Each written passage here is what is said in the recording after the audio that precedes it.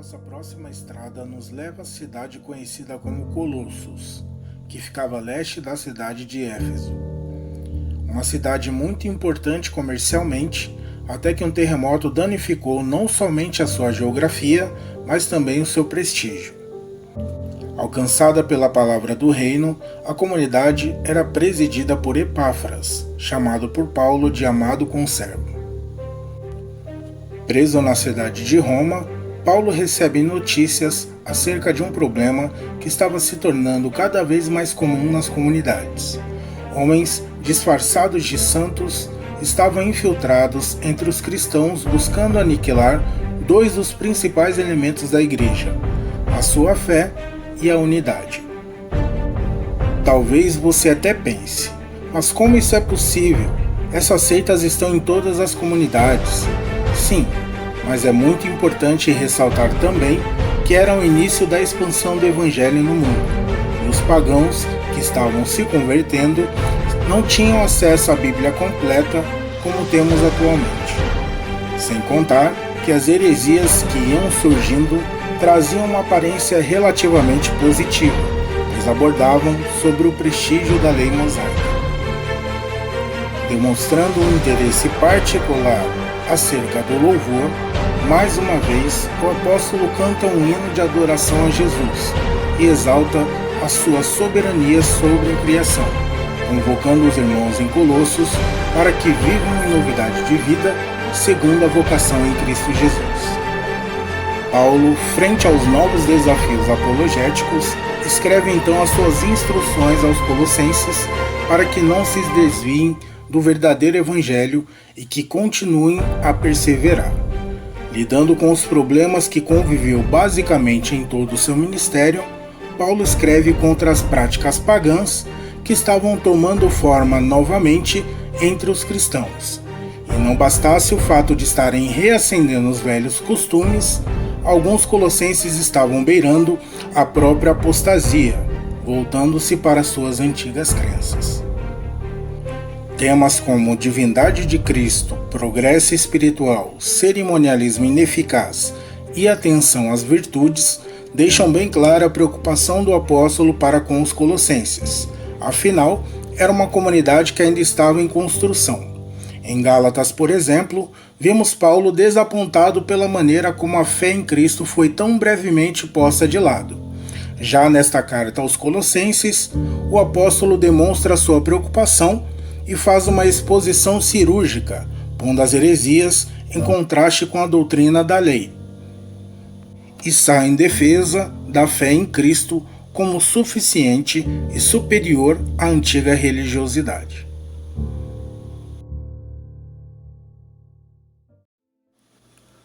A primeira carta aos Tessalonicenses é a carta mais antiga já escrita pelo apóstolo Paulo, com grande possibilidade de ser também o documento mais antigo do Novo Testamento. Em Tessalônica, graças à pregação do Evangelho, houve grande conversão à fé cristã. Ali, muitos gregos foram alcançados por Cristo através da sua palavra, assim como alguns judeus.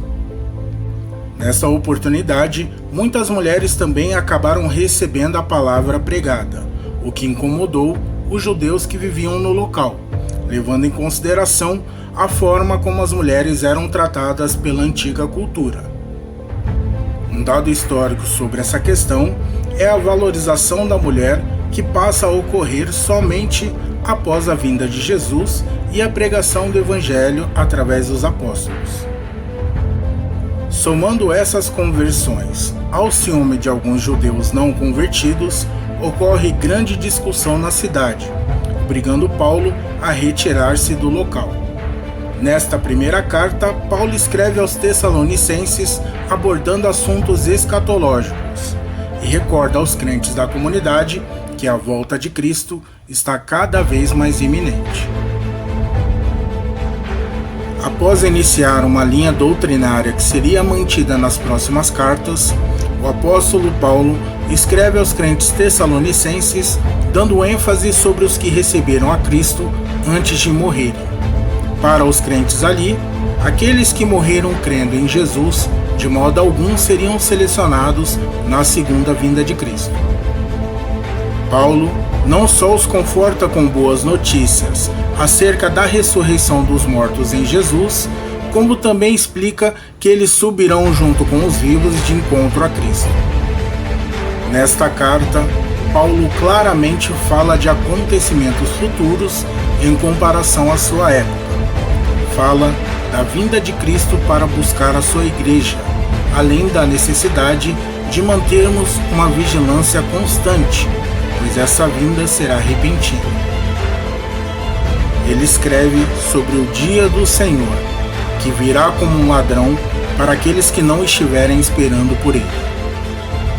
As últimas considerações de Paulo no último capítulo são sinais de alerta para os que creem em Jesus e esperam pacientemente seu retorno.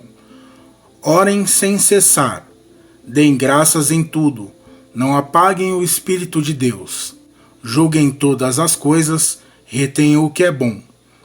E não menos importante, não desprezem as profecias.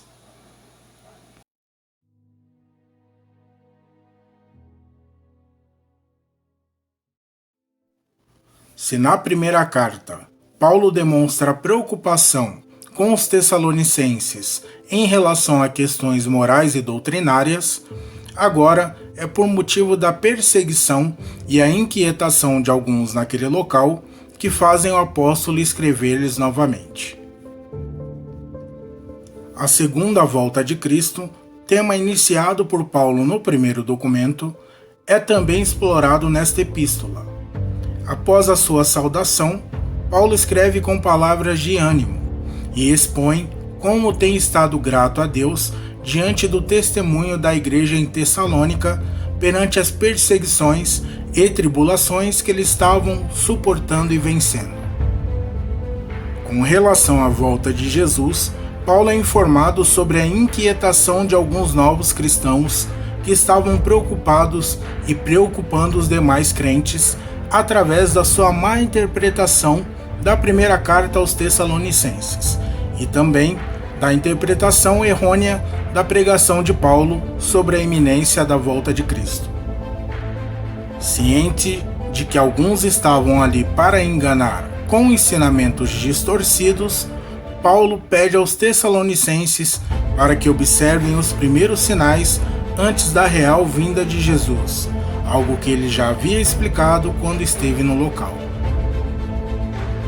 A apostasia, que é a exclusão da fé cristã, e o surgimento do filho da perdição, que é conhecido também como o Anticristo, são os sinais que precedem o retorno de Cristo, e tais sinais só serão revelados no momento determinado, diz Paulo. Em outras epístolas, Paulo exorta os crentes para que se apartem dos judaizantes ou de suas antigas crenças provenientes do paganismo. Nesta carta, porém, o apóstolo ordena para que a comunidade não se envolva com os indivíduos que estavam utilizando as palavras de Paulo e distorcendo-as para enganar. As palavras contidas nesse documento nunca foram tão bem relacionadas com os tempos atuais. Observando como a fé em Jesus tem sido posta de lado, os preceitos cristãos cada vez mais desvalorizados e analisando a forma como o mundo já se posiciona para escolher uma liderança única global, podemos com certeza dizer que a volta de Jesus está cada vez mais próxima.